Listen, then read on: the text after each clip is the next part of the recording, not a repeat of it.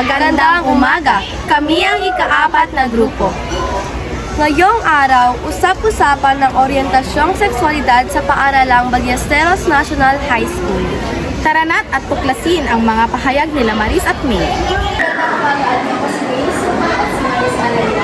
Magandang umaga din po. Nagkarito kami para isagawa sa video interview tungkol sa orientasyong seksualidad. Dito sa paaralan. Guys, ang malaman nila ano ang Ang pangalan ko ay Ayana. Babae. babae. So, straight ka, like, asawa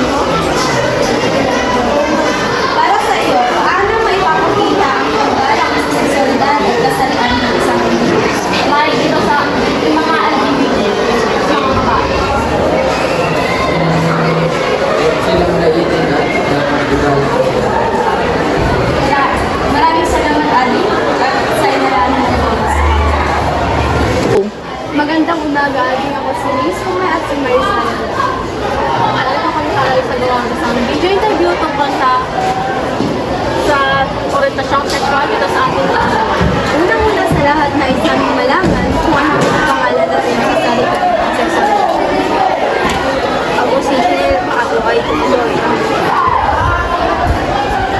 Paano ang naging pakikitulong sa iyo ng iyong mga pamilya, kaibigan, at mga kaklase dito sa paaralan? Okay lang, mabait lang. Ano halimbawa ng discrimination ayaw na dahil binubuli ka ba nila? Parang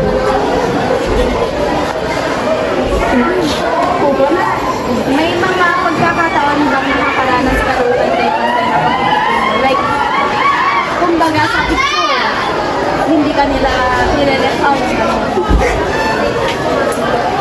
Pantay-pantay yung pakikitulong nila sa iyo. Sa iba. Para sa iyo, paano may papakita ang paggalang sa sexualidad at kasarian ng isang individual? Like, ginagalang mo ba yung mga LGBT? Paano mo ipapakita ko nila na ginagalang mo sila?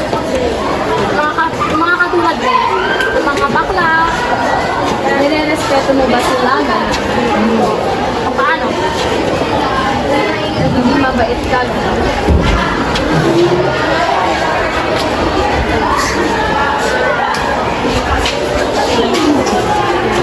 Maraming salamat Ading sa nilang mo para sa amin. Ako din kayo. O yun lang.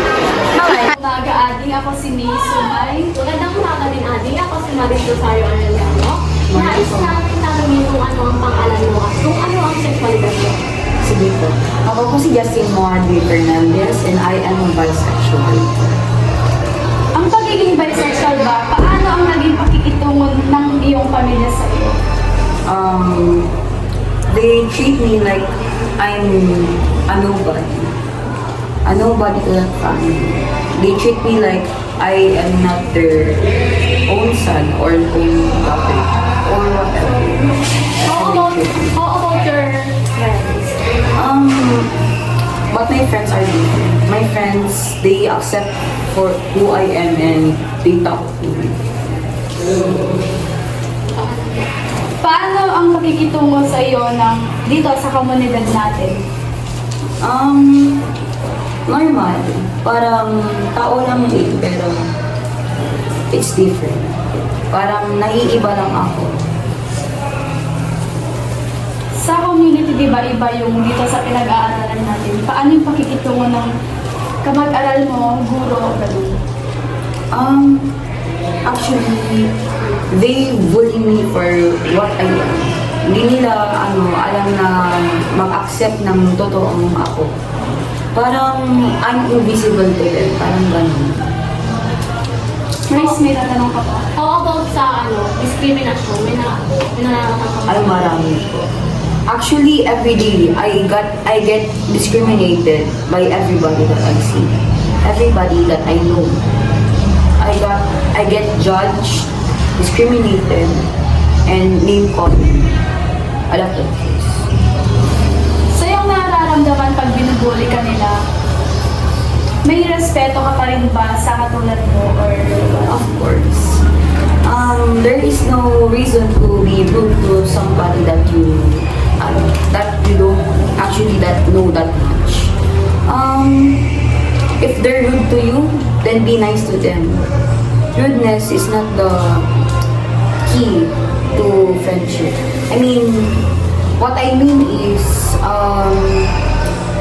being nice is what is important. Hope and a lot more after. May pagkakataon ka bang nakakaranas ka ng pantay na pakikitungo sa iyo? Hindi. Never.